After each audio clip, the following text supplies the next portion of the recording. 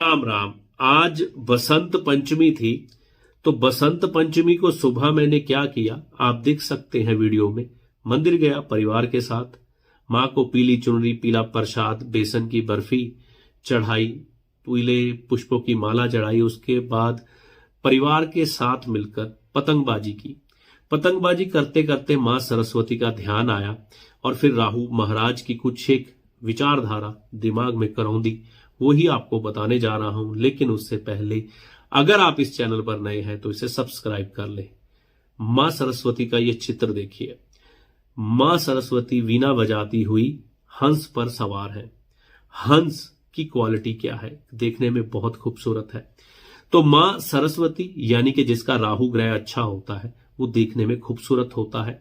और ऐसे व्यक्तियों की एक खासियत होती है, वो अपने घर को भी खूबसूरत बनाते हैं, खुद को भी खूबसूरत बनाते हैं, परिवार को भी और समाज को भी। ये राहु अच्छे की पहचान होगी। ये लोग खूबसूरत और खूबसूरती पसंद होंगे, हर चीज को खूबसूरत बनाने की कोशिश करेंगे। मां सरस्वती ने हंस का वाहन ही क्यों चुना, है ना।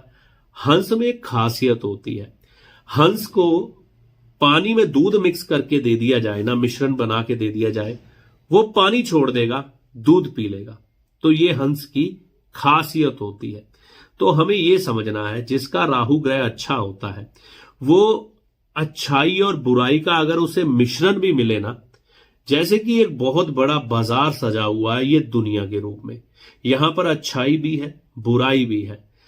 जिसका राहु अच्छा होगा वह इस बुराई और अच्छाई के मिश्रण में से बुराई को छोड़ देगा, अच्छाई को खींच के अपने पास रख लेगा। यानी कि बैड थिंग्स जो होते हैं उसको छोड़ देगा जिसका राहु अच्छा होगा, और अच्छे थिंग्स जो गुड थॉट्स हैं उनको अपने पास रखेगा और उनके द्वारा अपने राहु से काम लेते हुए जीवन में उन्नति करेगा। राहु देव आपको करोड़पति नहीं रोड़पति भी बनाते हैं। मैंने अभी कहा ना, दुनिया में कचरा भरा पड़ा है, अच्छाई और बुराई भरी पड़ी है।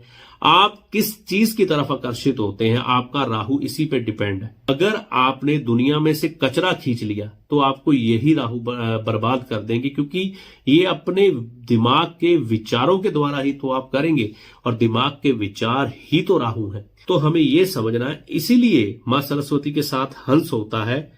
बुराई और अच्छाई दोनों के मिश्रण में से आप अच्छाई निकाल लें, आप शुद्धता निकाल लें, आप प्योरिटी निकाल लें, वही अच्छे राहु की निशानी है।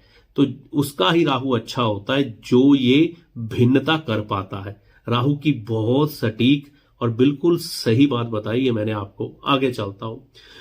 मां सरस्वती वीणा बजाती है, क्यों बजाती है? और भी कोई यंत्र ले सकती थी, कुछ और भी हो सकता था। ये दुनिया अकेले ज्ञान से नहीं चलती, ये बात ध्यान में रखिएगा। अकेला ज्ञान इस सृष्टि को चलाने में सक्षम नहीं है। ज्ञान के साथ कला का होना भी बहुत जरूरी है। वो कला किसी तरह का भी आपका कौशल हो सकता है, चाहे आप एक अच्छा चित्र बना लेते हो, चाहे आप एक अच्छे संगीतकार हो, चाहे आप एक अच्छे गायक हो, चाहे आप एक अच्छे राइटर हो, कुछ भी हो।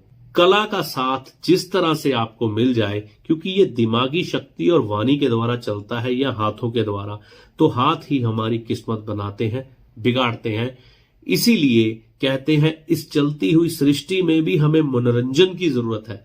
मनोरंजन नहीं होगा ना जो कि राहु के द्वारा आपको दिया जाता है। चाहे एक क्वालिटी टाइम आप अपने परिवार के साथ बिताएं, समाज के साथ बिताएं, चाहे खुद के साथ बिताएं, कला उसका एक जरिया बनती है जो आपके जीवन में रंग घोलती है और आपको इस चलती हुई जिंदगी में आनंद आने लग पड़ता है।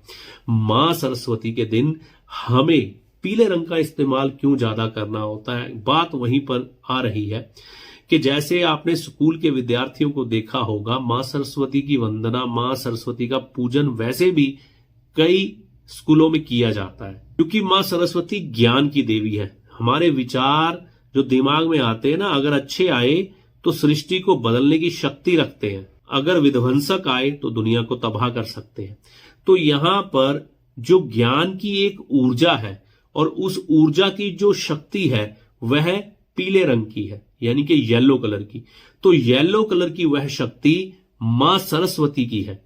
तो मां सरस्वती वह ऊर्जा है जो ज्ञान के यानी कि पीले रंग के द्वारा, येलो कलर के द्वारा आपके दिमाग में, थॉट प्रोसेस में ऐसी किरणें उत्पन्न करती है। क्योंकि बिजली को राहु माना गया है। बिजली जब चमकती है ना, उसका रंग थोड़ा हल्का पीलापन लिए होता है। इसीलिए पीले रंग के कपड़े पहनने चाहिए, पीले रंग का प्रसाद मां सरस्वती को चढ़ाते रहना चाहिए। आपको हमेशा अच्छे विचार आपके मन में आते रहे, है ना। परिवार के साथ जुड़कर चलना, परिवार के साथ जुड़ के चलना राहु के लिए बहुत जरूरी उपाय है। अगर आप अपने परिवार का मनोरंजन नहीं कर सकते, परिवार के साथ समय नहीं बिता सकते, तो ये राहु आपके सदा ही खराब रहते हैं। तो ये बातें हमें ध्यान में रखनी है। राहु कैसे बनाते हैं धनवान, कैसे बनाते हैं कंगाल, इन्हीं बातों में छुपा है। अगर आप ये बातें समझ गए, आपको समझ आ गई, तो आप समझिएगा कि आप कम से कम 80% राहु को आज समझ चुके हैं। वैसे राहु को समझना बहुत बहुत बहुत मुश्किल है, क्योंकि राहु वो ग्रह है जितना इसको हम समझते हैं ये उतना ही विशाल हो जाता है। लेकिन कहते हैं किसी चीज का किनारा और अंत होता है, ठीक है ना। हमने किनारा पकड़ लिया, अंत अपने आप मिल जाता है, ठीक है ना। तो बस इसी चीज को समझना है। जिस ज्ञान को जितनी सरलता के साथ समझने की कोशिश करेंगे, अपनाने की कोशिश करेंगे, जिंदगी उतनी आसान होगी। उलझते चाहे जितने मर्जी चले जाओ, उसका कोई अंत नहीं है। तो यही बताना था मैंने आपको आज बसंत पंचमी के उपलक्ष्य में। जो राहु महाराज का एक थॉट प्रोसेस यहां पर चला आपके लिए, वो आपको समर्पित है। राहुदेव मां सरस्वती की कृपा आपके जीवन पे बने शुभ वाली, ऐसी आशा करता हूं। इस वीडियो में दी गई जानकारी का लाभ माता रानी की कृपा से आपको होगा। जय माता दी।